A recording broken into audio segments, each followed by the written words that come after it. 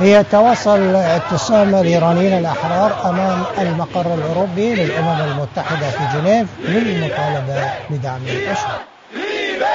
أنا ذكرى محمد نادر، صحفية وإعلامية وأديبة من العراق.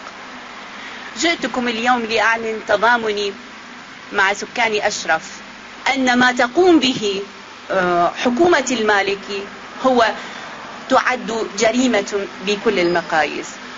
ويهمني أيضا أن أثبت موقفي كمواطنة عراقية.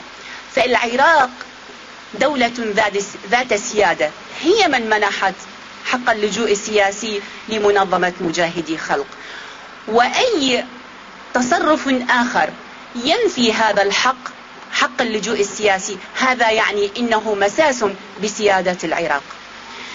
وأيضا علينا أن نكون جادين في موقفنا أزاء ما تقوم به حكومة المالكي من جرائم باسم العراقيين، والعراقيون منها براء.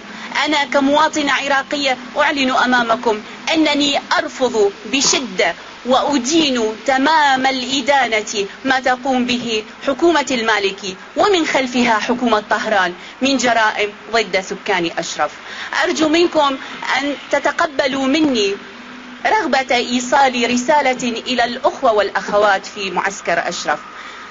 مجاهدي خلق هم أناس استحقوا اللجوء واستحقوه بجدارة، وأخذوا ما لهم بدمائهم، لذلك أنا معهم ومعكم في نصرتهم.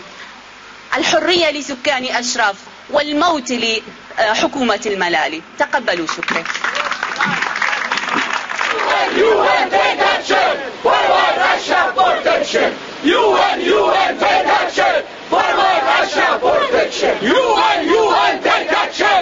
Ashraf needs protection! UN take action! Ashraf